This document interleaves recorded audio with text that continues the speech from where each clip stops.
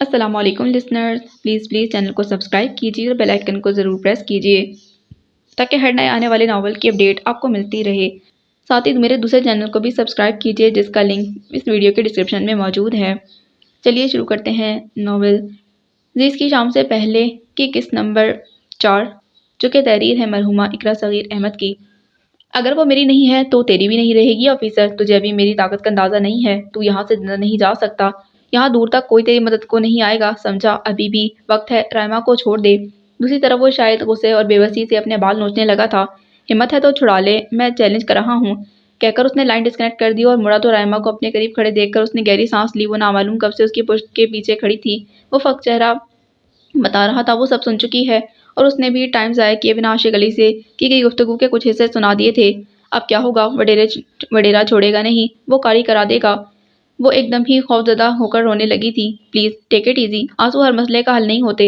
वो किस कदर शातिर और मक्कार आदमी है ये आइडिया मुझे हो चुका है। हमें अभी यहाँ से निकलना होगा। ये जगह बिल्कुल भी सेफ नहीं है। वो गांव के लोगों को रात की तारीकी में लाने से भी गुरेज नहीं करेगा, क्योंकि वो पहली बार किसी को हासिल करने में नाकाम रहा है। ऐसे लोग जख्मी सांप की मानंद होते हैं जो हर वक्त अपने दुश्मन को हलाक करने के सही में मुब्तला रहते हैं।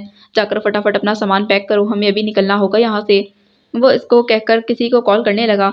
बेगुनाह और बेखता होने के बावजूद खड़ी होकर मरने के लिए वो तैयार न थी। जिस इज्जत को बचाने के लिए उसकी माँ को कत्ल होना पड़ा था, घर छोड़ना पड़ा था, और यहाँ उस सर फिरे बदमिजाज शख्स की जली कोटी सुन रही थी। वो बदलिहाज, बदमिजाज, कठोर, मगर उसने कभी भी उसकी बेबसी और तन्हाई से फायदा उठाने की सही ना की थी। और जब से बाबा गए थे उसकी यही कोशिश होती कि उससे कम सामना हो। इतनी देर लगा दी मामूली सा सामान पैक करने में। वो दस्तक देता अंदर आता हुआ बोला।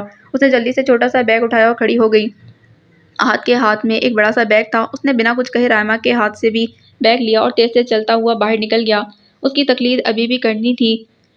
गेट के बाहर कार खड़ी थी और साथ ही बंदूक ताने दो मुलाजिम टाइप आदमी खड़े थे। आहद ने सामान डिग्गी में मुंतकिल करने के बाद उसे कार में बैठने का इशारा किया और खुद उन दोनों को हिदायत दे रहा था। वो दोनों चौकीदार थे जो मदमाना अंदाज में इस बात में सर हिला रहे थे। वक्त 9-10 बजे के दरमियान का था, मगर बाहर पहले सन्नाटा और वीरानी माहौल को पुरहौल बना रही थी। रात की गहरी तारीकी फिजा में रच बस गई थी। इनको हिदायत देने के बाद उसने ड्राइविंग डोर खोलकर 2 पिस्तौल फ्रंट सीट पर रखे और ड्राइविंग सीट पर बैठकर दरवाज़ा बंद करते हुए निगाह मिरर पर गई तो राइमा की पेशानी पसीने और खौफ से तर देखकर रवि से बोला, डरो नहीं, इन रिवॉल्वर्स को चलाना पड़ता है, बस खुद नहीं चलती। वडेरे आशिक अली की हालत बिन चल मछली की मानंद थी। राइमा की मिलने की खबर ने उसे जिस कदर पुरजोश और पुरमसरत किया था, इसी कदर ही आहत को देखने और मिलने के बाद उसके अंदर रकाबत की आग भड़क उठी थी। अपनी घटिया सोच और जहनीत के मुताबिक वो राइमा को आहत के पास से अपनी थर्ड क्लास सोचों के अक्स में देख चुका था और अपनी ही सोचों के अक्स के हर मंजर पर वो बेबसी और जलन के अलाव में जल रहा था। फोन पर आहत से होने वाली गुफ्तगू ने उसके आसान खता कर दिए थे। गैज़ो गज़ब से उसका चेहरा बिगड़ कर रह गया था। सांस बुरी तरह फूलने लगा। अरे, इस छोकरे की बात को दिल से क्यों लगाते हो साईं? वो कल का छोकरा आपके बराबर भी नहीं। मैं अभी गांव के लोगों को जमा करता हूँ और हम जाकर इस छोकरी को जिंदा और इस ऑफिसर की लाश लेकर आएंगे। बख्शू ने हिम्मत करके इसको समझाने की सही की। तू कह रहा था कि वो कांपड़ी बता रही थी, राइमा को मैडम ने शहर भेजा है। फिर वो इस ऑफिसर के साथ जंगल वाले गेस्ट हाउस में किस तरह पहुंची है और वो ऑफिसर उसे इतने कम दिनों में किस तरह ऐसा फिदा हुआ कि वो मुझसे मुकाबला कर रहा है? साईं, ये क्या चक्कर है? मैं भी समझ नहीं पाया हूँ, मगर कांपड़ी ने जो भी कहा वो दुरुस्त है। वो मैडम की खास मुलाजमा थी, स्कूल और घर में साथ ही रहती थी। उसने खुद इस रात मैडम को फोन पर बात करते हुए सुना कि वो छोकरी से कह रही थी वो भागकर उसके घर पहुंच जाए। उसके रिश्तेदार कराची से आए हुए हैं और वो उनके साथ उसे भी भेज देगी। मगर कांपड़ी कहती है उसने छुपकर देखा वो गाड़ी में नहीं थी।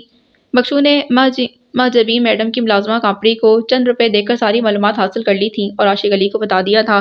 आशिक अली ने जब राइमा को घर में ना पाया और ढूंढने के बावजूद भी वो ना मिली तो उसने पहले इस्लामुद्दीन और सलामू को खूब मार लगवाई थी और यही पूछा था कि उसकी बेटी किस तरह और किसके साथ भागी थी, उसकी दोस्ती किस लड़के के साथ थी। सलामू ने टूटी हड्डियों के साथ दर्द से कराते कसम खाई कि राइमा ऐसी लड़की ना थी। उसकी दोस्ती सिर्फ अपनी माँ और स्कूल की मैडम से थी और उसने बताया कि वो आज रात उसके साथ थी। उसकी हसरतों के फूलों में आग लग गई थी तो उसने सलामू को भी जिंदा ना रहने दिया। आखिरी सांस लेते सलामू को वो घर समेत जिंदा जलता छोड़ आया था। सलामू के गर्मनाक चीखों पर उसने मुड़कर भी ना देखा। दूसरा नंबर स्कूल का था, वहाँ भी आग लगाकर मैडम महाजमीन पर पूरे सरार तौर पर वहाँ से गायब हो गई थी। जाओ जल्दी गांव वालों को तैयार करो और चलने की तैयारी करो, मैं आ रहा हूँ। वो उसके हुक्म पर हवा के माने रवाना हो गए थे। اور وہ دیوار گیر قد آور آئینے کے سامنے کھڑا مجھے کو تاؤ دیتا ہوا سوچ رہا تھا، بہت بڑی غلطی کر دی سلاموں کو مار کر۔ آج وہ زندہ ہوتا تو رحمہ کو بہلا پھسلا کر الٹے قدموں واپس لے آتا۔ بیٹی کتنی ہی باپ سے خفا ہو مگر باپ کو اپنے آگے ہاتھ جوڑتے دیکھ کر ساری خفگی بھول جاتی ہے۔ سلاموں کی موت کا اسے سخت رنج ہوا تھا، اپنی جلد بازی اور غصے پر اسے رنج تھا۔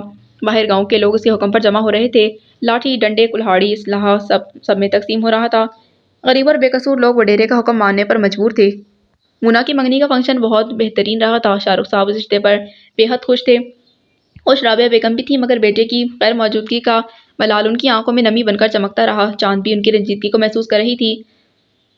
مہمانوں کی اکثریت جانے کے بعد جب چند قریبی عزیز و اقارب اور گھر والے رہ گئے تو وہ اپنی سوچوں میں گم ایک طرف تنہا بیٹھی رابعہ کے پاس چلی آئی تھی۔ ان کو دیکھ کر وہ سوچوں سے نکلی تھی۔ اس طرح دوبارہ ڈنر چل رہا ہے اور آپ یہاں تنہا بیٹھی ہیں، آپ نے پہلے بھی کچھ نہیں کھایا، اب تو کچھ کھا لیجیے۔ انہوں نے دوسری طرف اشارہ کیا جہاں رامین، کاجل اور دیگر مہمان مزے سے کھانے پینے میں مصروف تھے۔ ان میں شاہ رخ بھی نمایاں تھے۔ مونا اپنی فرینڈز اور کزنز کے ساتھ دوسری ٹیبل پر بیٹھی تھی۔ مجید بابا ان کو آئس کریم اور میٹھے پان سرو کر رہے تھے۔ شکریہ چاند، میرا دل نہیں چاہ رہا کھانا کھانے کو، بھوک ہی ختم ہو گئی ہے۔ احد کی جدائی کو دل کا روگ بنا لیا ہے آپ نے رابعہ۔ روگ خود بخود بن جاتے ہیں، انہیں لگانے کی ضرورت کہاں پڑتی ہے۔ آپ نے دیکھا پورا شہر گویا امٹ آیا تھا اس تقریب میں۔ شاہ رخ نے چپراسی سے لے کر منسٹر تک کو انوائٹ کیا تھا۔ اگر ایک کال احد کو بھی کر لیتے تو کیا کمی آ جاتی۔ ہماری پہلی خوشی سے ہمارا بیٹا محروم رہا، وہ بیٹا جو ہمیشہ ان کی ہر بات مانتا آیا تھا۔ ایک بار اس نے اپنے حق کی بات کر دی تو انہوں نے گویا احد کو اپنے دل سے نکال پھینکا۔ وہ کوشش کے باوجود اپنے آنسوؤں پر قابو نہ پا سکی تھیں۔ مجھے آپ کے دکھ کا اندازہ ہے رابعہ، ایک ماں کے لیے ہر خوشی ادھوری ہوگی، لیکن میں شاہ رخ کی سنگ دلی اور ہٹ دھرمی سے بھی واقف ہوں۔ جب تک اس کے دل پر احد کی طرف سے جمی بدگمانی اور غصے کی گھر صاف نہیں ہوگی، وہ اس کا نام سننا پسند نہیں کرے گا۔ وہ ان کا ہاتھ تھام کر محبت سے سمجھانے لگی، چاند آپ ہی سمجھائیں شاہ رخ کو، وہ آپ کی بات رد نہیں کریں گے۔ وہ ٹشو پیپر سے آنکھیں صاف کر کے ان سے لجاجت بھرے لہجے میں گویا ہوئیں، پہلے بھی کئی بار ایسا ہوا ہے، انہوں نے آپ کی بات کی لاج رکھی ہے۔ میں جانتی ہوں رابعہ، رامین نے نامعلوم کس انداز میں میری اور شاہ رخ کی محبت کی داستان سنائی ہوگی، لیکن ڈیئر ایسا کچھ نہیں تھا۔ ہم کلاس فیلو تھے، کالج سے یونیورسٹی تک ہم نے ساتھ سفر طے کیا اور اس دوران وہ نہ جانے کب یک طرفہ محبت کے سفر پر گامزن ہو گیا۔ یک طرفہ محبت کی کوئی منزل نہیں ہوتی، یہ سفر خواری کے کچھ نہیں دیتا۔ میری محبت کاشف تھے جو ایک مڈل کلاس فیملی سے تعلق رکھتے تھے۔ جی رامین نے بتایا تھا مجھے، وہ آپ کو پسند کرتے تھے اور آپ کسی اور کو، لیکن چاند کچھ لوگ صرف ایک بار محبت کرتے ہیں، وہ محبت ان کی پہلی اور آخری ہوتی ہے۔ شاہ رخ نے آپ سے ویسی ہی محبت کی ہے، بدلے کی توقع نہ رکھتے ہوئے، اور وہ آج بھی آپ کا بے حد احترام کرتے ہیں۔ رابعہ کا لہجہ بالکل سادہ اور پروقار تھا۔ شکریہ، آپ کا دل میری طرف سے صاف ہے۔ میں پوری کوشش کروں گی احد اور شاہ رخ کے درمیان جو دوری ہے اسے ملن میں بدل دوں۔ سارا راستہ وہ زیر لب دعاؤں کا ورد کرتی رہی تھی۔ احد نے یہاں سے نکلنے کے لیے شارٹ کٹ کا انتخاب کیا تھا۔ یہ راستہ دشوار گزار اور کٹھن تھا مگر یہاں سے وہ محفوظ طریقے سے باہر نکل سکتے تھے، اور کم سے کم وقت میں بھی۔ آج سارا دن ان الجھنوں میں گزرا، وہ جو مونا کی وجہ سے یہ سوچ کر ہلکان ہو رہا تھا کہ اس خوشی کے موقع پر وہ کس طرح لاڈلی اور چہکتی بہن سے دوری کو برداشت کرے گا۔ خصوصاً ماما کی بے حد فکر تھی، وہ جانتا تھا اس کی غیر موجودگی کو وہ کس طرح دل سے برداشت کریں گی۔ مگر آج کا دن بے حد بھاگ دوڑ اور پریشانی میں گزرا تھا، اور اب بھی وہ محو سفر تھا۔ تنہائی میسر آتے ہی گھر والوں کی یاد ستانے لگی۔ وہ سوچ رہا تھا مونا کیسی لگ رہی ہوگی، وہ اور ممی اس کو بے حد مس کر رہی ہوں گی اور بار بار کالز بھی کر رہی ہوں گی، کیونکہ مجید بابا نے بانڈا پھوڑ دیا تھا کہ وہ یہیں موجود ہے اور باہر نہیں گیا۔ گڑبڑ حالات کی وجہ سے اس نے وہ نمبر بھی آف کر رکھا تھا اور اس کو یہ فکر ستا رہی تھی کہ وہ لوگ وہاں پریشان ہو رہے ہوں گے، وہ اور ممی اس کو بے حد مس کر رہی ہوں گی، اور اس بار کالز بھی کر رہی ہوں گی کیونکہ مجید بابا نے بھانڈا پھوڑ دیا تھا کہ وہ یہیں موجود ہے، باہر نہیں گیا۔ گڑبڑ حالات کی وجہ سے اس نے وہ نمبر آف کر رکھا تھا اور اس کو یہ فکر ستا رہی تھی کہ وہ لوگ وہاں پریشان ہو رہے ہوں گے۔ گیئر بدلتے ہوئے اس پر نگاہ پڑی، وہ بے خبر سو رہی تھی۔ مجھے مصیبت میں مبتلا کر کے خود آرام سے سو رہی ہے، ایڈیٹ۔ بابا سے میں نے پہلے کہا تھا، اس طرح آنے والی لڑکیاں اپنے پیچھے کئی پریشانیاں اور ہنگامے لے کر آتی ہیں۔ میرا خدشہ سچ ثابت ہوا۔ وہ عاشق صاحب مجنوں کے نقش قدم پر چلنے کی صحیح میں یہ بھی بھول بیٹھے ہیں کہ یہ لڑکی ان سے عمر میں کئی گنا کم ہے۔ اس کے ذہن میں سب خیالات گڑبڑ ہو رہے تھے۔ جب اس کی کار مبشر کے چھوٹے سے بنگلے کے سامنے رکی تو رات کا آخری پہر تھا، چند گھنٹوں بعد ہی صبح روشن ہونے کو تھی۔ ہم گاؤں سے باہر آ گئے ہیں۔ کار رکنے کے ساتھ ہی اس کی آنکھ کھلی، وہ باہر دیکھتے ہوئے خوابیدہ لہجے میں استفسار کرنے لگی۔ جی ہاں، یہ کراچی کا ایک علاقہ ہے گلشن، اس نے اپنے مخصوص لٹ مار انداز میں جواب دیا اور ساتھ ہی دروازہ کھول کر باہر نکل گیا۔ تھینک گاڈ تم بخیر طافت یہاں پہنچ گئے ہو، میں رات بھر ایک پل کے لیے نہیں سو سکا۔ مبشر کار دیکھتے ہی باہر نکل آیا، اس سے لپٹ کر بولا، سونے والے सोने वाले सूली पर भी सो जाते हैं। यार तुम्हें नींद क्यों नहीं आई? उसने उससे अलहदा होकर राइमा के लिए गेट खोलते कहा। राइमा को लगा वो उस पर तंज कर रहा है। खुद पर उसे हैरत थी। पैर दर पैर बदलते हालात, फिर फ्रंट सीट पर असलहा देखकर उसके औसान खता हो गए थे। वो जानती थी असलहा नुमाइश के लिए नहीं रखा गया। अहद उसे बखूबी इस्तेमाल करना जानता था और रास्ते में किसी से मुठभेड़ हो गई तो वो किसी को मारने से भी गुरेज नहीं करेगा। और यही वो नहीं चाहती थी कि इसकी खातिर किसी का खून बहे। वो शख्स जो उसकी वजह से पहले ही परेशानियों में मुब्तला था, खून खराबा करके किसी बड़ी मुश्किल में गिरफ्तार हो। वो दुआ करती हुई नींद के आगोश में चली गई थी और अब आँख खोलते ही उसके तंज का सामना करना पड़ा था। बहुत अजीब मेहरबान था। वो तंज और दिलाजारी का मौका हाथ से जाने ना देता था। अब बाहर निकलने के लिए भी दावत देना पड़ेगी। उसके सर्द आवाज़ पर वो घबरा कर बाहर निकली तो मुबश्शिर ने एक चोर सी निगाह उस पर डाली और आहत के हमरा आगे बढ़ गया। वो इधर उधर देखे बिना उसके पीछे चल रही थी। आइए बैठिए ना, ये आपका अपना घर है। वो एक लाउंज में दाखिल हुए थे। एसी की कूलिंग से ठंडे और खूबसूरत डेकोरेटेड लाउंज में आते ही सोफे पर नीम दराज हो चुका था जबकि वो खड़ी थी। भाभी घर पर नहीं है क्या? आहद ने पूछा। कल ही अपनी मामा के घर गई है वो इत्मीनान से गोया हुआ। तभी तो ऐसी बातें कर रहा है। उसके संजीदा लहजे में शोखी थी। ये मेरे बॉस ऐसी ही बातें करने की आदी हैं, आपको भी मालूम हो गया होगा। आप आइए मेरे साथ, मैं आपको रूम दिखा दूं, आप फ्रेश हो जाएं। वो चुपचाप उसके साथ उस कमरे में आ गई। ये बेडरूम था। Single bed, dressing table, maroon पर्दे, कारपेट से रास्ता। कमरा खासा नफीस और सादा था। ये मेरी अम्मा का रूम है। अम्मा इन दिनों मेरी बड़ी सिस्टर के घर गई हुई हैं। आप इजी हो जाएं, यहाँ आप हर खतरे से महफूज हैं। वो दरवाजे में खड़ा कह रहा था। फिर अपनी बात मुकम्मल करके वो चला गया। राइमा सुस्त कदमों से अटैच बात की तरफ बढ़ गई। तुम्हारे रेस्ट हाउस से निकलने के चंद घंटों बाद ही वहाँ हमला हुआ था। परवेज की कॉल आई थी। इस वक्त कासिम भी बेहद फिक्रमंद था तुम्हारे लिए। मैंने बता दिया था तुम वहाँ से निकल चुके हो और यहाँ आ रहे हो। वो उसके सामने बैठकर फिक्रमंदी से गोया हुआ जबकि आहद नॉर्मल अंदाज में कहने लगा। ये मुझे मालूम था कि वो ऐसा करेगा और जल्दी करेगा। वहाँ मौजूद चौकीदारों के बारे में मालूम हो और वो खैरियत से हैं। वो उनके लिए फिक्रमंद नजर आ रहा था। वो ठीक हैं, तुम इनको समझा आए थे इसलिए वो चौकन्ना थे। लोगों को दूर से देखकर वो लाइट्स ऑफ करके और गेट पर ताला लगाकर छुप गए थे। इनमें से किसी एक ने परवेज को कॉल करके सूरत हाल बताई थी। वो वहाँ से चले गए थे। That's good. वो पागल हो गया होगा अपनी नाकामी पर। बहुत सेल्फिश आदमी है वो। आहद भी सीरियस। यार वो सब तुम क्यों कर रहे हो? एक लड़की की खातिर तुमने एक बहुत नामाकूल शख्स से दुश्मनी मोल ली है। ये मैं कहता हूँ जो वो कह रहा है वो मान जाओ। लड़की उनके हवाले कर दो और अपनी जान छुड़ाओ पराए झगड़े से। लड़की उसके हवाले कर दूं? इम्पॉसिबल। उसकी असलियत जानने के बाद मैं कभी ऐसा नहीं करूंगा। तुम जानते हो मैं घटिया लोगों से कम्प्रोमाइज़ नहीं करता। वो दो टोकर अटल लहजे में बोला। कुछ तौक़ुफ़ के बाद मुबश्शिर ने आहिस्तगी से कहा। तुम्हारे इरादे क्या हैं? राइमा को सहारा दोगे तुम? What you mean सहारा? मैं एक वहशी और बेज़मीर इंसान से महफूज करना चाह रहा हूँ। ये सहारा नहीं तो और क्या है? तुम किस किस्म के सहारे की उम्मीद कर रहे हो? मेरे ख्याल में तुम पहले फ्रेश हो जाओ, मैं इतने में कॉफ़ी बनाकर लाता हूँ। वो कुछ थका थका उलझा उलझा महसूस हो रहा था। मुबश्शिर ने अपने लफ्ज़ों को ज़ुबान पर आने से रोक लिया था। कुछ देर बाद वो तीनों बैठे थे। मुबश्शिर ने मैकरोनी, पास्ता, शामी कबाब और कॉफ़ी सेंटर टेबल पर सजा रखे थे और अब इसरार करके वो एक एक चीज़ पेश कर रहा था। आहद खाने में मगन था। राइमा को भूख और प्यास का एहसास खत्म हो चुका था। मुस्तकबिल और आने वाले लम्हों का खौफ उसे निढाल किए हुए था। खाना छोड़ना किसी मसले का हल नहीं होता। खा लें आप प्लीज़। खाते खाते उसने निगाह उठाकर देखा वो यूं ही बैठी थी, चेहरा झुकाए, तन्हा तन्हा और बेकल, आशियाना जल जाने वाले किसी परिंदे की मानिंद दुखी और परेशान। मुबश्शिर की बात दुरुस्त है। तुमने कल से कुछ नहीं खाया और इस तरह वीकनेस का शिकार हो जाओगी। प्लेट उठाओ। वो नरमी से गोया हुआ तो मुबश्शिर ने प्लेट उसकी तरफ बढ़ाई। इस दौरान वो अच्छी तरह उसका जायजा ले चुका था। वो इस वक्त दो मर्दों की मौजूदगी और तन्हा होने से भी घबरा रही थी और वो देख रहा था मुबश्शिर की मोहतात निगाहें गाये बगाए उठ रही थी। मुबश्शिर की तबीयत में तजस्सुस और खोज कूट कूट कर भरा हुआ था। वो ये देखना चाहता था कि मुडेरा क्यों इस कदर राइमा को हासिल करने के लिए पागल हो रहा है। राइमा का नोखेज़ हुस्न देखकर उसे जवाब मिल गया था। वो अब सुकून से बैठा उससे बातें कर रहा था और इस वक्त उसे भी घर से दूरी और मोना की मंगनी में शिरकत ना करने का एहसास बोझल किए हुए था। वो उससे बातें करके दिल बहला रहा था। सारे दिन के झंझटों से फारिग हुआ तो ज़हन खुद ब खुद मम्मी और मोना की तरफ आ गया। अपनों से दूरी किस तरह दिल को घायल करती है कि अपना आप अच्छा नहीं लगता, ज़िंदगी बेमानी दिखाई देने लगती है। मुझे मालूम था कि तुम मोना को बेहद मिस कर रहे होगे और आंटी की फिक्र भी होगी। ये मलाल तो मुझे सारी ज़िंदगी रहेगा।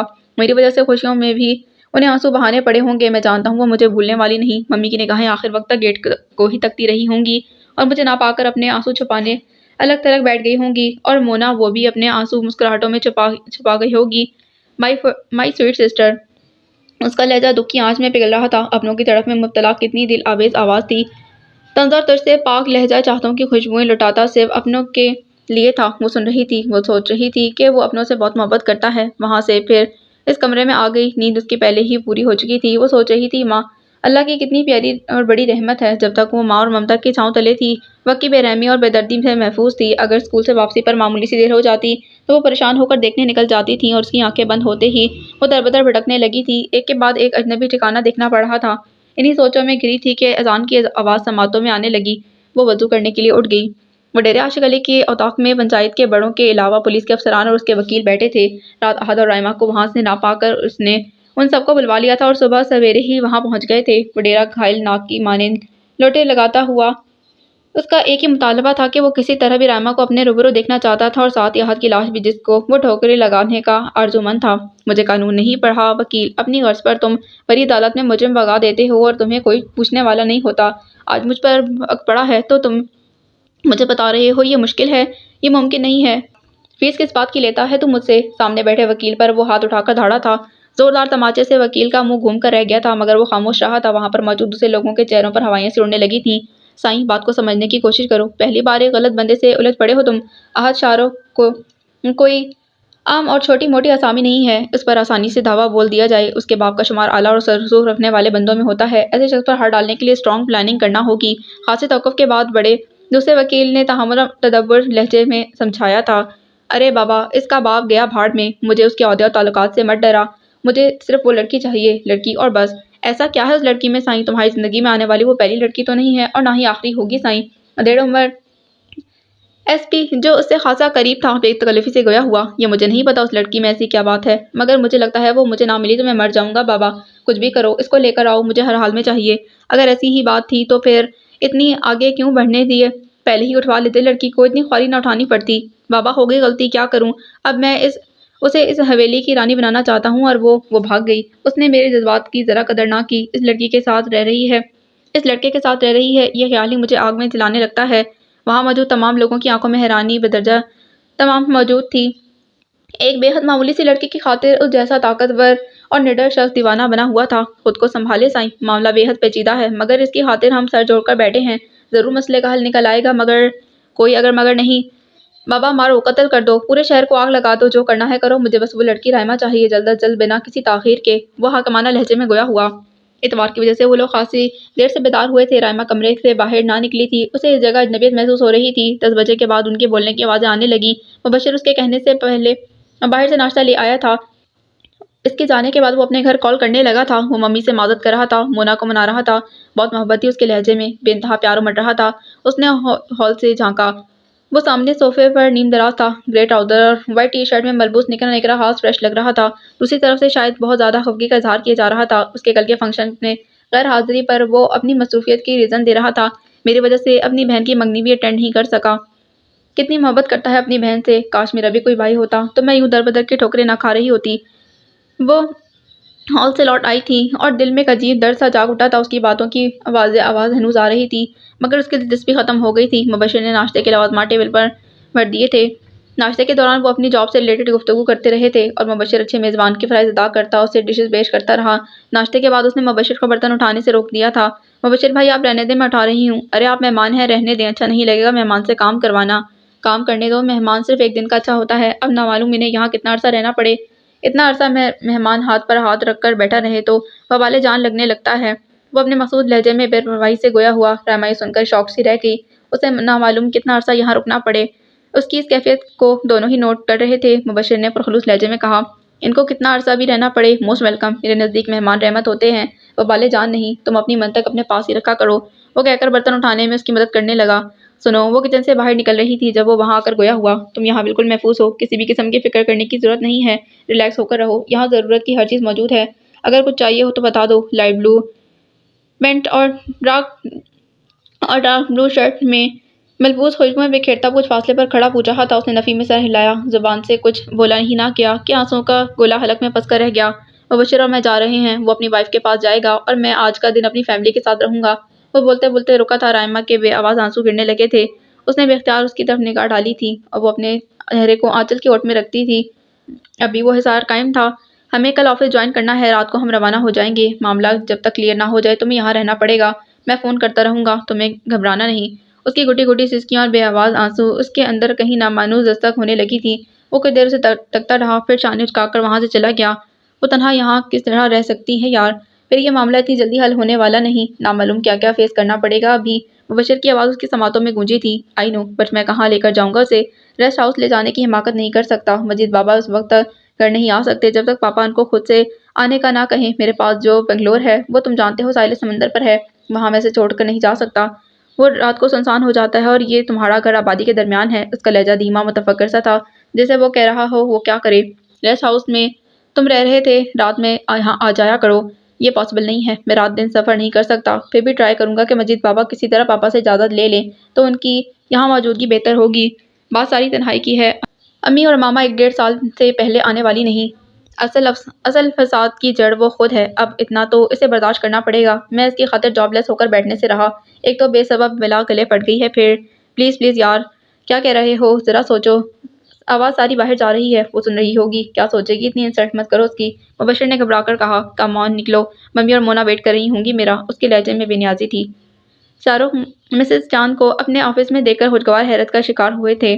اتنے حیران ہونے کی کیا بات ہے، میں کیا تمہارے آفس نہیں آ سکتی؟ وہ ان کے سامنے بیٹھتی مسکرا کر گویا ہوئی۔ وہ بھی خوش دلی سے بولے، شیور وائی ناٹ، میں نے توقع نہ رکھی تھی تم سے کبھی کہ اس طرح مجھ سے ملنے آ سکتی ہو، میرے لیے گڈ سرپرائز ہے۔ اینی وے یہ بتاؤ کیا لوگی؟ شوگر کین ابھی بھی تمہارا فیوریٹ ہے یا بدلتی زندگی کے ساتھ شوق بھی بدل گیا ہے؟ وہ انٹرکام کا ریسیور اٹھاتے ہوئے شوقی سے استفسار کرنے لگے۔ زندگی بدلتی ہے تو شوق بھی بدل جاتے ہیں، میرے لیے بلیو بیری منگوا لو۔ اس کے انداز میں سنجیدگی درائی تھی۔ شاہ رخ بلیو بیری ڈرنک لانے کا کہہ کر سنجیدگی سے مخاطب ہوئے، میں جانتا ہوں میری محبت میں تم یہاں نہیں آئی ہو کیونکہ محبت تم نے مجھ سے کبھی کی نہیں، پھر کیا وجہ ہے جو تم یہاں تک چلی آئی ہو؟ محبت کا صرف وہی رشتہ پائیدار نہیں ہوتا جو شاہ رخ ایک عورت اور مرد کے درمیان قائم ہو، بلکہ محبت و احترام اور خلوص کے رشتوں میں جکڑ کر اور بھی مضبوط ہو جاتی ہے، اور میرا تم سے یہ رشتہ تا حیات رہے گا، ایک بے حد محترم اور پرخلوص دوست کا۔ میں تمہیں پسند کرتی ہوں، دل سے قدر کرتی ہوں۔ بائی گاڈ، تم نے کوئی رشتہ تو قائم کیا مجھ سے، ورنہ تعزیز میں نارسائی کے علاوہ میں جلستا رہا ہوں۔ تم نے دوست کہا تو مجھ سے بڑھ کر کوئی دوست پاؤ گی بھی نہیں۔ میں تم سے کچھ ضروری باتیں کرنے آئی ہوں آج کے حوالے سے، مجھے امید ہے تم مائنڈ نہیں کرو گے، میری بات سمجھنے کی صحیح ضرور کرو گے۔ سوری ڈیئر، میں ہاتھ کے حوالے سے کچھ سننا بالکل پسند نہیں کرتا۔ وہ پلیز اتنے سنگ دل نہ بنو، ایک ذرا سی بات پر کوئی اولاد کو خود سے جدا نہیں کرتا۔ تم نے ظلم کی انتہا کر دی ہے، مونا کی انگیجمنٹ پارٹی سے بھی تم نے اسے محروم رکھا، حد ہوتی ہے زیادتیوں کی بھی۔ شاہ رخ تم ایسے کٹھور نہ تھے، جس کو تم ذرا سی بات کہہ رہی ہو وہ بہت بڑی بات ہے۔ اس نے کاجل سے شادی سے انکار کر کے پورے خاندان کی توہین کی ہے۔ چاند، نہ تم نے کبھی اسے یہ بتایا کہ تم کاجل کو بہو بنانا چاہتے ہو؟ نہیں، مجھے یہ پسند نہ تھا کہ وہ اپنی پڑھائی چھوڑ کر ایسے بے مصرف باتوں میں لگ کر اپنا اور تعلیم کا خرچ کرے۔ میں نے سوچا تھا وقت آنے پر بتاؤں گا، اور جب بتایا تو وہ باغی بن گیا، اور باغیوں کو معافی دینا میری سرشت میں نہیں، اپنی پسند ناپسند کا اظہار کرنا بغاوت نہیں کہلاتا۔ تم اپنے دل کو وسعت دو اور اس کی جگہ خود کو رکھ کر سوچو، کیا تم ایسا فیصلہ قبول کر لیتے؟ شادی تا حیات قائم ہونے والا بندھن ہے، اگر شریک سفر منفصل نہ ہو تو یہ بندھن جڑے نہیں رہتے۔ میں جوڑے ہوئے ہوں نہ اس بندھن کو، رابعہ آج تک میرے دل سے دور ہے۔ ان کے لہجے میں عجیب سی سوگواری تھی۔ پھر تم احد سے بھی یہی توقع کر رہے ہو کہ دل میں کسی اور کو بسائے وہ کاجل سے شادی کر لیتا اور پھر تمہاری طرح کسی اور کے سامنے بھی یہی سب کہہ رہا ہوتا جو تم کہہ رہے ہو؟ مجھے معلوم تھا وہ کسی کے ساتھ انوالو نہیں، وہ خجل سے ہو کر گویا ہوئے۔ اب تم کچھ بھی ریزن دو، میں ماننے والی نہیں۔ میں نے ایک دوست کی حیثیت سے جو سمجھانا تھا وہ سمجھا دیا۔ رابعہ اور بچوں کی قدر کرو، ہر بات رامین کے کانوں سے سننا چھوڑ دو، اور یہ دیکھو کاجل کئی ماہ سے میکے میں کیوں بیٹھی ہے۔ ممی اور مونا کے تمام شکوے اور شکایت فون تک ہی محدود رہے تھے۔ اس کی شکل دیکھتے ہی ان کو یہ احساس ہوا انہوں نے اسے ہر موقع پر مس کیا تھا، تو وہ ان کی ہر خوشی سے محروم ہی رہا تھا۔ سینٹ اسپرٹس کے ساحل پر اس کا خوبصورت بنگلہ تھا جو اس نے حال ہی میں تعمیر کروایا تھا۔ ممی اس کے ساتھ مجید بابا کے علاوہ 2 ملازموں کو لے کر آئی تھیں اور ساتھ کئی طرح کی ڈشز بنا کر لائی تھیں۔ کئی ماہ بعد وہ لوگ ساتھ کھانا کھا رہے تھے، چکن چاؤمین کباب مٹر پلاؤ سیخ بوٹی کباب، کڑھائی گوشت اور کیما فرائی، پراٹھوں اور چپاتی کے ساتھ کئی قسم کے میٹھے سلاد، رائتے اور چٹنیاں بھی مینیو میں شامل تھیں۔ دسترخوان بھرا ہوا تھا۔ ممی، اتنا سارا کھانا کون کھائے گا؟ وہ مسکرا کر پوچھنے لگا۔ ہم کھائیں گے، کتنے عرصے بعد مجھے اپنے بیٹے کے ساتھ کھانا نصیب ہو رہا ہے۔ وہ اسے دیکھتے ہوئے پیار سے گویا ہوئیں۔ بھائی آپ آ جائیں واپس، ممی آپ کے جانے کے بعد ہنسنا مسکرانا ہی بھول گئی ہیں، آج دیکھیں آپ کے ساتھ ہیں تو وہ بات بے بات مسکرا رہی ہیں اور کتنی اچھی لگ رہی ہیں۔ مونا نے اس کا بازو پکڑ کر کہا، تھوڑا ویٹ کرو، میں کسی اچھے سے لوکیشن والے گھر کی تلاش میں ہوں، جیسے ہی کوئی گھر پسند آیا تو میں ممی اور بابا کو وہیں بلا لوں گا۔ اس نے مونا کو سینے سے لگاتے کہا۔ وہ چونک کر گویا ہوئی، ارے ممی بابا اور آپ اس گھر میں رہیں گے تو میں کہاں رہوں گی؟ تم اپنے گھر میں رہو گی حماد کے ساتھ۔ وہ بے ساختہ گویا ہو تو مونا شرما گئی تھی۔ ممی اور مجید بابا کے علاوہ وہاں موجود ملازمائیں بھی ہنس پڑی تھیں۔ کھانا کھانے کے بعد مونا، ممی اور ملازمائیں باہر ساحل پر چلی گئی تھیں۔ وہ چائے کا مگ تھامے ٹیرس پر آ گیا تھا، جہاں سامنے تاحد نگاہ نیلا سمندر پھیلا ہوا تھا۔ یہ پرائیویٹ زون تھا، یہاں عام لوگوں کی آمد و رفت نہ تھی۔ رامی نے بہت کوشش کی کہ یہ کھوج لگانے کی کہ بہو بیگم اتنی تیاریاں کس کے لیے کر رہی ہیں، مگر میں نے انہیں کانوں کان خبر نہ ہونے دی، اور خدا کا کرنا بھی ایسا ہوا کہ وہ رات کو اپنی بہن کے ہاں چلی گئیں۔ اب آئیں گی تو معلوم ہونے پر دونوں ماں بیٹی کا برا حال ہوگا۔ وہ تنہائی ملتے ہی احد کے پاس آ کر گویا ہوئے تھے۔ وہ خاموش رہا تھا۔ آپ یہاں ہیں بیٹا؟ وہ رائمہ بیٹا کہاں ہیں؟ وہ بھی یہیں ہے، مبشر کے گھر پر۔ آپ کے آنے کے بعد حالات بگڑ گئے تھے اور مجھے یہاں رائمہ کو لانا پڑا۔ آپ کو تفصیل بتاتا ہوں۔ اللہ خیر کرے بیٹا، آپ نے کل فون نہیں اٹھایا، تبھی مجھے کچھ ڈر سا محسوس ہوا۔ اس نے ان کو سیدھا سیدھا باتیں بتا دی تھیں جنہیں سن کر بے حد فکر مند اور رنجیدہ ہو گئے۔ وہ ان کی محبت سے خاص متاثر ہوا تھا۔ بیٹا، ایسے لوگ اسی طرح عورت کو اپنی مردانگی کا مسئلہ بنا لیتے ہیں۔ اصل مردانگی عورت کو زیر کرنا نہیں ہوتا، اصل مردانگی یہ ہے کہ غیر محرم عورتوں کی موجودگی میں اپنی حیا اور نفس کو زیر کرو، وگرنہ جانور اور انسان کے نفس میں کیا فرق رہ جاتا ہے؟ جو لوگ نفس کو بے لگام چھوڑ دیتے ہیں، پھر انہیں اسی طرح نفس کی غلامی کرنا پڑتی ہے، پھر وہ جانور کے ہی مشابہ ہو جاتے ہیں۔ آپ پاپا سے بات کریں، اور انہیں اس بات کا ذرا بھی پتہ نہیں چلنا چاہیے آپ کس طرح بھی وہاں سے آئیں اور مبشر کے گھر میں رائمہ کے ساتھ رہیں۔ وہ ہر وقت غصے میں رہتے ہیں، میں ان کی مرضی کے خلاف بات کرتے ہوئے بھی ڈرتا ہوں بیٹا۔ ٹھیک کہہ رہے ہیں بابا، اب میرا نام سن کر وہ بھیجتے ہوئے بھی نہ بھیجیں گے۔ اب اس کا نصیب، اگر اسے تنہا رہنا ہے تو تنہا ہی رہے گی۔ وہ چائے پیتے شانے اچکا کر گویا ہوا۔ بیٹا، میں آپ کے آگے ہاتھ جوڑتا ہوں، وہ ڈیرے سے بچانے کے لیے آپ کو جو بھی کرنا پڑے آپ کیجیے گا۔ آپ کو مونا کا واسطہ ہے بیٹا۔ وہ ہاتھ جوڑ کر رو پڑے تھے۔ وہ مگ ٹیبل پر رکھ کر ان کے جڑے ہاتھ تھام کر گویا ہوا۔ یہ کیا کر رہے ہیں آپ کو مجھ پر بھروسہ نہیں ہے؟ اس اجنبی لڑکی سے اتنے کم عرصے میں اتنی محبت ہو گئی آپ کو بابا؟ وہ بہت مظلوم اور پیار کرنے والی لڑکی ہے، اتنے کم عرصے میں اس نے میرا جتنا خیال رکھا ہے، میں سوچتا تھا اس کا باپ بڑا بدبخت آدمی تھا۔ آپ جیسے لوگوں کی وجہ سے ہی یہ دنیا قائم ہے بابا، ورنہ یہاں تو معمولی سی بات پر خون کے رشتوں کو ٹھوکر مار دی جاتی ہے۔ اس کی نگاہوں میں اپنے باپ کا چہرہ تھا۔ مونا ریت پر بیٹھی گروندے بنا رہی تھی، ممی چینج کر کے اس کے پاس آ گئی تھیں۔ وہ لیونگ روم میں تھا، دونوں سائیڈ بڑی بڑی کھڑکیوں سے سمندر کی لہریں دکھائی دے رہی تھیں۔ شام تیزی سے پھیل رہی تھی، موسم خاص سہانا لگ رہا تھا۔ ملازمہ کافی دے کر گئی تھی۔ داماد کئی مرتبہ پوچھ چکے تھے تمہارے متعلق، میں نے کہہ دیا کہ آپ لندن میں ہو۔ اب میں ہونے والے داماد کو کیا بتاؤں؟ دامادوں سے ایسی باتیں شیئر نہیں کی جاتی۔ کل کو اس نے آپ کا نمبر مانگ لیا تو کیا جواز پیش کروں گی؟ موقع ملتے ہی انہوں نے اپنی پریشانی بتانا شروع کر دی تھی۔ آپ اس کو میرا نمبر دے دیجیے گا، میں خود بات کلیئر کر دوں گا حماد سے۔ بیٹا کوئی بات ہے؟ بے حد الجھے لگ رہے ہو، کیا پرابلم ہے؟ وہ اسے بغور دیکھتی ہوئی گویا ہوئی تھی۔ وہ چونک کر مسکراتے ہوئے بولا، اس سے بڑی پرابلم کیا ہوگی ممی کہ آپ سے اور مونا سے دور ہوں، پھر کبھی کبھی مما پاپا کو بھی مس کرنے لگتا ہوں۔ وہ سنبھل کر بولا تھا، پھر توڑ دو نا انا کی دیوار کو، تم پہل کر لو، گھر آ جاؤ۔ میرے بچے اشاروں بھی تمہاری جدائی کو محسوس کر رہے ہیں، مگر مجھے معلوم ہے وہ خود دکھ اور تکلیف برداشت کر لیں گے، جدائی کے کرب کو سہ لیں گے، مگر پہل نہیں کریں گے۔ تم بھی اس انا کے بت کو چکنا چور کر دو احد۔ ان کی آواز بھرا گئی تھی۔ وہ ان کے شانوں سے لگ کر گویا ہوا، بات انا کی نہیں ہے ممی، نہ ہی میری یہ خواہش ہے کہ پہل پاپا کریں۔ اپنوں کے لگائے زخم جلدی نہیں بھرتے، جس دن کے زخم ٹھیک ہو جائیں گے اسی دن گھر آ جاؤں گا پلیز، جب تک آپ مجھے گھر آنے کا نہ کہیں۔ رابعہ ٹھنڈی سانس لے کر رہ گئیں، وہ اس کے درد سے آشنا تھیں۔ شام ڈھل رہی تھی، لہروں نے تیزی اختیار کر لی تھی، چائے کے ساتھ لوازمات سجاتے وہ ریت پر بیٹھ گئے تھے۔ مونا بے حد خوش تھی، ہر گھنٹے بعد اس کو کچھ نہ کچھ کھانے کے لیے چاہیے تھا۔ ابھی بھی وہ پلیٹ بھرے دہی بڑے چھولے اور دوسری پلیٹ میں چپس نمکو لیے کھانے میں مگن تھی اور احد سے مخاطب تھی، میں ایسی خوبصورت جگہ چھوڑ کر کہیں جانے والی نہیں۔ ٹھیک ہے تو اب ہم جائیں گے، تم یہیں رہنا، تنہا اور دیکھنا رات کو یہ خوبصورت سمندر کیسا دکھائی دیتا ہے۔ وہ شوخی سے بولا، او ہو بھائی، میں کس طرح تنہا رہوں گی یہاں پر اتنے بڑے گھر میں؟ کیا ہوا بیٹا، لڑکیاں گھروں میں رہتی نہیں ہیں کیا؟ اس سے بات کرتے ہوئے یک ذہن کی اسکرین پر ایک چہرہ نمودار ہوا تھا، سیاہ دوپٹے کی اوٹ میں آنسو برساتا چہرہ۔ وہ بے کل سا ہو گیا۔ نہیں، کوئی لڑکی گھر میں تنہا نہیں رہ سکتی بھائی، تنہائی میں بھوت آ جاتے ہیں۔ سب سے پہلے ہمارے اندر کا خوف ہمیں بھوت بن کر ڈراتا ہے۔ آپ کو یاد ہے ایک بار واش روم کا لاک خراب ہو گیا تھا اور 1 گھنٹہ مجھے لاک رہنا پڑا تھا، کتنے عرصے تک میں اسی خوف میں مبتلا رہی تھی۔ وہ خوفزدہ سے انداز میں کہہ رہی تھی اور آتی جاتی لہروں کو دیکھتے ہوئے کہیں گم ہو گیا تھا۔ اس کے ذہن میں گھٹی گھٹی سسکیاں گونجنے لگی تھیں۔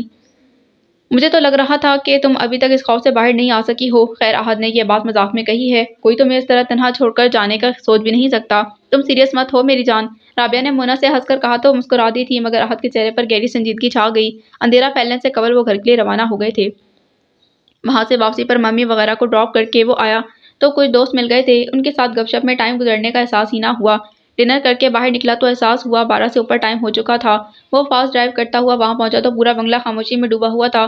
گاڑی پارک کر کے وہ تیز تیز قدموں سے چلتا، لاک کھول کر اندر آیا اور ایک پرسکون سانس لیا۔ وہ سامنے ہی بیٹھی تھی، قرآن پاک کو سینے سے لگائے بے ساختہ دونوں نے ایک دوسرے کو دیکھا تھا۔ اس کے گرے آنکھیں گریہ زاری سے سرخ ہو رہی تھیں، ابھی بھی پلکیں بھیگی ہوئی تھیں۔ وہ نظر چرا گیا تھا۔ تمہیں تنہائی میں خوف محسوس تو نہیں ہو رہا تھا؟ مونا کہہ رہی تھی، لڑکیاں تنہا گھر میں نہیں رہ سکتیں، وہ ڈرانے لگتے ہیں۔ رائما جو اس کے جانے کے بعد سے خوف اور تنہائی کے اسیبوں سے سہمی ہوئی تھی، اس کو دیکھ کر کسی حد تک خوف سے نکلی تھی، مگر اس کے جاتے وقت کی جانے والی سنگ دلانہ باتوں کی کڑواہٹ بھول نہ سکی تھی، سو سنجیدگی سے گویا ہوئی، میرا مقدر یہی ہے، کوئی کب تک طرز کے سکے میرے خوف کے برتن میں ڈالتا رہے گا؟ اس نے چونک کر اسے دیکھا، وہاں موجود ریک میں قرآن پاک رکھ رہی تھی، موڈ خاصا آف تھا۔ وہ کچن میں چلا گیا، پیزا ٹرے میں رکھ کر لاؤنج میں آیا تو وہ وہاں نہیں تھی۔ وہ چند لمحے ٹرے ہاتھ میں پکڑے بند دروازے کو دیکھتا رہا، پھر بالآخر دستک دینی پڑی اپنے آنچل کی مسعود اوٹ کے ساتھ۔ ابھی چند لمحوں قبل وہ چہرہ بادلوں سے نکلے چاند کی طرح چمک رہا تھا۔ یہ کھا لو، مجھے یقین ہے تم نے کچھ کھایا نہیں ہوگا، اس معاملے میں بہت بے پرواہ ہو۔ اس نے وہیں کھڑے کھڑے ٹرے اس کی طرف بڑھا دی تھی۔ مجھے بھوک نہیں ہے، آپ خود کھا لیں، اس نے غصے سے کہہ کر دروازہ بند کرنا چاہا۔ آج نے ہاتھ بڑھا کر دروازہ بند ہونے سے روک دیا تھا اور اکڑ پن سے بولا، میں یہاں تمہاری ایٹیٹیوڈ دیکھنے نہیں آیا ہوں۔ مونا کی بات سن کر مجھے یہ خوف ہوا کہ کہیں تم بھی اس نئی جگہ پر تنہائی میں خوف سے مر نہ جاؤ اور میرے لیے مزید پرابلم کریٹ نہ ہو جائیں، یہ سوچ کر چلا آیا تھا، اور تم نہ جانے کیا سمجھ رہی ہو، پکڑو یہ۔ وہ ٹرے اسے تھما کر چلا گیا تھا، پھر ڈور لاک کر کے ٹرے لے کر بیڈ پر آ گئی تھی۔ ہر بار وہ اپنے رویے اور تلخ جملوں کی مار لگاتا تھا، اس کو پناہ دے کر احسان کیا تھا، اس کی جان اور آبرو بچا کر اس احسانوں کا بدلہ وہ اس طرح آتے جاتے جوتے مار کر لیا کرتا تھا۔ زبان کی مار ہر مار پر حاوی ہوتی ہے، لیکن احد کی غیر متوقع آمد نے اندر ہی اندر اسے بے حد ڈھارس دی تھی۔ وہ سنگ دل تھا، بے رحم تھا، مگر اس کا کردار اعلیٰ رفتوں کو چھوتا تھا۔ وہ اب بے فکر سے سو سکتی تھی۔ زہر نصیب، آپ کو تو رات کو ہی واپس آ جانا چاہیے تھا، گلے پڑی بلا کا آپ کو بالکل بھی خیال نہ تھا، وغیرہ وغیرہ۔ پھر آپ صبح آنے کا مقصد کر بیٹھے تھے۔ آفس میں داخل ہوتے ہی مبشر شوخ لہجے میں کہتا اس کے پیچھے چلا آیا، تم کو معلوم ہے نا بولتے وقت میں سوچنے کا عادی نہیں ہوں، بعد میں فیل ہوتا ہے کہ مجھ سے کچھ غلط ہوا ہے اور اس غلط کو صحیح کرنے میں مجھ کو کوئی عارضہ لاق نہیں ہوتا۔ مجھے احساس ہوا کہ اسے تنہا چھوڑنا نئی جگہ پر اچھا عمل نہیں ہے، سو میں چلا گیا۔ اس نے بیٹھتے ہوئے اپنی کوتاہی کا اعتراف کھلے دل سے کیا تھا۔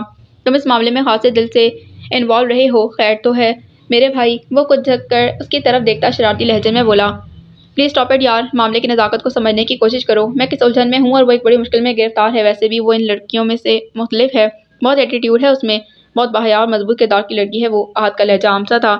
گڈ، ویری گڈ، شکر ہے تمہارے دل میں بھی اداس پن پیدا تو ہوا، وگرنہ آج سے قبل تو یہ زمین بنجر ہی پڑی تھی، لگتا ہے باہر آنے کو ہے۔ وہ شوخ ہوا، بی سیریس مبشر، میں اس لڑکی کو پروٹیکٹ کرنا چاہتا ہوں، اس کے ساتھ ٹائم پاس نہیں کر رہا۔ میں ان میں سے نہیں ہوں جو ان بیہودہ باتوں کو انجوائے کرتے رہتے ہیں۔ عورت اور مرد کا رشتہ صرف یہ نہیں کہ مل کر عشق و عاشقی کی جائے۔ سنجیدگی سے اس نے اسے اتاڑا تھا۔ وہ گردن ہلا کر رہ گیا، تبھی باہر سے وڈیرے عاشق علی کے کچھ خاص آدمی کے آمد کی خبر ہوئی تھی۔ تم یہاں سے باہر نہیں آؤ گے، ان لوگوں سے ہم خود نبٹ لیں گے، تمہارے آنے سے بات بگڑ جائے گی، وہ تمہیں دیکھ کر مشتعل ہوں گے اور لڑکی کا مطالبہ کریں گے۔ قاسم اور پرویز بھی آفس میں سے اسے سمجھاتے جا رہے تھے، جو تنہا وہ تمہاری بات ماننے والے نہیں ہیں، ان کا معاملہ مجھ سے ہے، ہم جانتے ہیں وہ تمہارے پاس ہی آئے ہیں، لیکن ان کے ارادے اچھے ہرگز نہ ہوں گے، ان کے گاؤں کی لڑکی کا معاملہ ہے، اس لیے وہ ہماری توقع سے زیادہ بپرے ہوں گے۔ قاسم نے بھی رسانیت سے سمجھایا تھا، وہ مان گیا۔ وہ تینوں چلے گئے۔ وہ 6 لوگ تھے، اونچے قد، فربہ جسم، ادھیڑ عمر چہروں والے، جن سے سباقیں عیاں تھیں، اسلحہ جنہوں نے زیور کی مانند سجایا ہوا تھا۔ آتے ہی انہوں نے رائما اور احد کو رات ہونے والے جرگے میں پیش ہونے کا حکم نامہ جاری کیا تھا، اور پیش نہ ہونے کی صورت میں بھیانک انجام کی دھمکیاں دے کر چلے گئے تھے۔ احد دوسرے روم میں سب سن رہا تھا، وہاں آ کر ان کے پریشان چہرے دیکھ کر مسکرا کر بولا، وہ ڈرانے آئے تھے اور کتنے ڈر گئے ہو تم لوگ، اسے بزدلی کہوں یا بہادری؟ بات سمجھنے کی کوشش کرو احد، بات ہماری حدود سے آگے نکل چکی ہے، اب تمہیں انکل سے مدد لینی ہوگی۔ تمہارا دماغ خراب ہو گیا ہے؟ میں پاپا سے مدد لوں گا، بھلا اتنا کمزور نہیں ہوں میں؟ دیکھو انکل کی عزت ہے، اونچا مقام ہے سوسائٹی میں، اور وہ یہ سب جان چکا ہوگا، اور وہ یہاں بلیک میل کرے گا۔ بہت اسٹرانگ کلیو اس کے ہاتھ لگا ہے، یہ میڈیا کی سنوائی کا دور ہے، اگر وہ جھوٹا نکاح نامہ بنا کر میڈیا میں پیش کر دے تو سوچو پل بھر میں خاندان کی عزت کو چونا لگ جائے گا، پھر نہ خاندانی عزت رہے گی اور نہ رائما۔ اسے اپنے کالے دھندوں کی خبر ہے، اور یہ بھی معلوم ہے کہ اس کے خلاف آدھے سے زیادہ ثبوت میرے پاس موجود ہیں، میڈیا کا وہ سوچے گا بھی نہیں۔ اس وقت وہ پاگل ہو گیا ہے اور پاگل پن میں کچھ بھی کر سکتا ہے۔ پرویز بھی اسے سمجھانے کی صحیح میں تھا، مگر وہ ان سے تعاون کرنے کو تیار نہ تھا۔ جرگے میں جانے کا سوال ہی پیدا نہیں ہوتا، اور جب تم جرگے میں نہیں جاؤ گے تو تمہارے اریسٹ وارنٹ نکلوا دے گا، اور سب سے پہلے پولیس تمہارے گھر جائے گی، اور پھر ہماری طرف بھی چھاپے مارے جائیں گے۔ تم جانتے ہو نا پولیس اگر اعتراف کروانا چاہے تو گونگے بھی بولنا شروع کر دیتے ہیں۔ رائما تمہارے ساتھ غیر قانونی طریقے سے رہ رہی ہے۔ ہم جانتے ہیں تمہارے تعلقات کی نوعیت بے حد پاکیزہ اور شفاف ہے، مگر یہ بات کوئی تسلیم نہیں کرے گا۔ ہمارا معاشرہ اور ہمارا مذہب دونوں ایسے رشتوں کو قبول نہیں کرتا۔ تم لوگ کہنا کیا چاہتے ہو؟ بات کلیئر کرو مجھ سے۔ حالات کی سنگینی کو وہ بھی بھانپ گیا تھا اور وہ جو کہہ رہے تھے وہ بھی غلط نہ تھا۔ اس نے ریلیکس انداز میں استفسار کیا۔ ہماری رائے یہ ہے کہ تم کوئی بھی وقت ضائع کیے بنا رائما سے نکاح کر لو۔ واٹ؟ وہ مارے حیرانگی کے اٹھ کھڑا ہوا اور پاٹدار آواز گونج کر رہ گئی۔ اتنا حیران کیوں ہو رہے ہو؟ ایک یہی طریقہ ہے تمہارے پاس اپنی عزت بچانے اور اس وڈیرے کو شکست دینے کا، مبشر نے ٹھوس لہجے میں کہا۔ میں اس لڑکی سے کیسے نکاح کر سکتا ہوں جس کے بارے میں جانتا نہیں، اور یہ کوئی آسان کام نہیں۔ میں اس لڑکی سے نکاح نہیں کر سکتا۔ وہ ایک دم سے اضطراب اور وحشت کا شکار ہو گیا تھا۔ کول ڈاؤن، نکاح کرنا بہت آسان ہے، مگر خود پر ناجائز تعلقات کا الزام برداشت کرنا آسان نہیں ہے۔ نکاح کر کے تم گھر والوں کی خفگی اور ناراضگی کا اور چند لوگوں کا سامنا کرو گے اور جلدی سب کچھ ٹھیک ہو جائے گا، مگر رسوائی کے بعد دوسرے لوگوں، خصوصاً اپنوں کے آگے سرخروئی پانا بہت مشکل کام ہے۔ یہ طعنے تمہاری آنے والی نسلوں کو بھی برداشت کرنے پڑیں گے۔ آگے منہ اور پیچھے کھائی وہ سچ مچ ہی سر پکڑ کر بیٹھ گیا تھا۔ اس معاشرے میں کسی لڑکی کی مدد کرنا گناہ سمجھا جاتا ہے۔ اگر کوئی مرتا ہے مر جانے دو، کسی کی عزت لٹتی ہے لٹ جانے دو۔ لوگ غلط دستور رائج کرنے والوں کا ساتھ دیتے ہیں اور درست کام کرنے والوں کی اچھائیوں کو بھی برباد کر ڈالتے ہیں۔ وہ بیچاری گاؤں کی ایک غریب اور لاچار لڑکی ہے جو حسن کی دولت سے مالا مال ہے، مگر تمہاری جیسی ویل آف فیملی سے تعلق نہیں رکھتی۔ اس کا شجرہ نسب غربتوں سے پر ہے، اس لیے تم اسے رشتہ جوڑنے کی خواہش نہیں رکھتے۔ Stop it! لعنت بھیجتا ہوں میں دولت اور اسٹیٹس پر! وہ جنجلایا تھا۔ کال آ رہی ہے تمہارے فون پر۔ قاسم نے ٹیبل پر رکھا فون اٹھا کر دیا اور دوسری طرف مجید بابا تھے، بہت گھبرائے ہوئے لہجے میں کہہ رہے تھے۔ بیٹا مجھے معاف کر دیجیے گا، کل جو کچھ آپ نے مجھے بتایا وہ سن کر میں ساری رات سو نہ سکا۔ یہی خوف رہا کہ وہ موذی آپ کو اور رائما بیٹی کو نقصان نہ پہنچا دے۔ یہاں سب سے زیادہ سوال آپ کی زندگی کا ہے۔ میں نے کچھ دیر قبل ہی بڑے صاحب کو رائما بیٹی کے بارے میں پہلی ملاقات سے لے کر کل تک کا سب بتا دیا ہے۔ اس کی پیشانی پر یکدم سلوٹیں در آئی تھیں۔ وہ متحیر ہوا۔ یہ آپ نے کیا کیا بابا؟ وہ شدید اضطراب میں مبتلا ہو گیا۔ مجھے یہی سب مناسب لگا بیٹا، آپ کی زندگی سب سے زیادہ قیمتی ہے، اب جلدی سے رائما بیٹی کو کہیں روپوش کر دیں۔ صاحب بہت غصے میں گئے ہیں، وہ رائما بیٹی کو وڈیرے کے حوالے کرنے گئے ہیں۔ وہ کہہ رہے تھے کسی غیر لڑکی کی خاطر وہ اپنی عزت پر داغ نہیں لگنے دیں گے۔ مجکیوں سے رو رہے تھے۔ رائما کو بچا لیں بیٹا، اس کو بچا لیں، وڈیرا بہت برا حشر کرے گا اس کا۔ پھر بہت خاموشی سے اس نے دوستوں کے سامنے سرنڈر کر دیا۔ اپنے باپ کی ہٹ دھرمی اور سنگ دلی سے وہ واقف تھا۔ وہ اپنی عزت اور نام کی نگہبانی کی خاطر رائما کو لمحہ ضائع کیے بنا وڈیرے کے حوالے کر دیں گے، اور اس شخص سے شکست کھانے کو تیار نہ تھا۔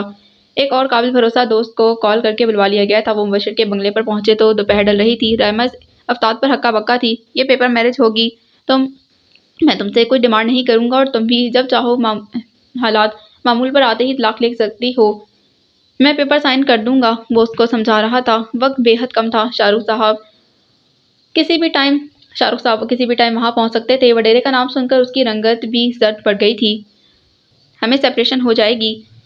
میں نے کبھی شادی نہ کرنے کا عہد کیا تھا۔ آپ بعد میں اپنے وعدے سے مکر تو نہیں جائیں گے؟ اس نے آہستگی سے پوچھا تھا۔ تمہارا کیا خیال ہے؟ تمہارے عشق میں بے حال ہو کر میں نے فیصلہ یہ کیا ہے، آہت کو پٹری سے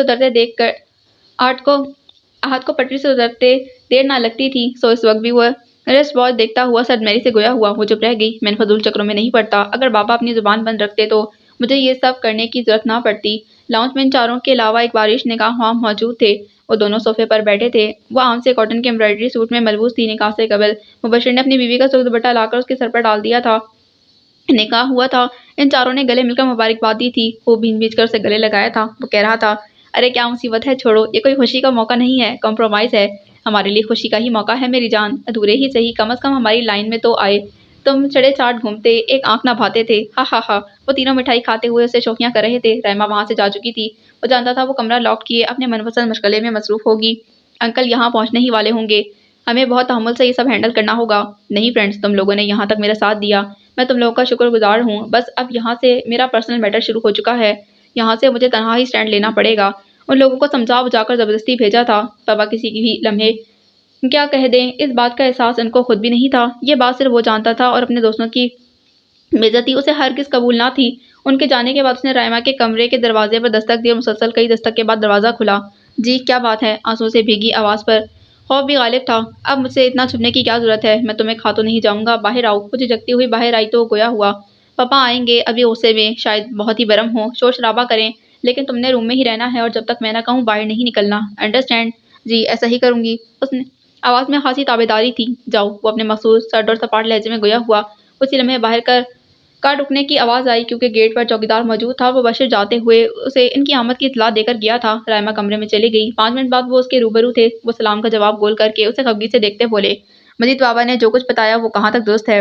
بابا نے جو کچھ بتایا وہ حرف بحرف درست ہے، کوئی مبالغہ آرائی نہیں ہے۔ پہلے دن ہی آپ کو اس لڑکی کو دھکے دے کر ریسٹ ہاؤس سے نکال دینا چاہیے تھا۔ ضرورت کیا پڑ گئی تھی ایک اجنبی اور کمتر لڑکی کی خاطر یہ سب ہنگامہ کھڑا کرنے کی؟ وہ شدید غصے میں کہہ رہے تھے۔ وہ بے حد مجبور اور بے قصور لڑکی ہے۔ وہ ڈیرا اس کے باپ سے اس کا سودا کرنا چاہتا تھا۔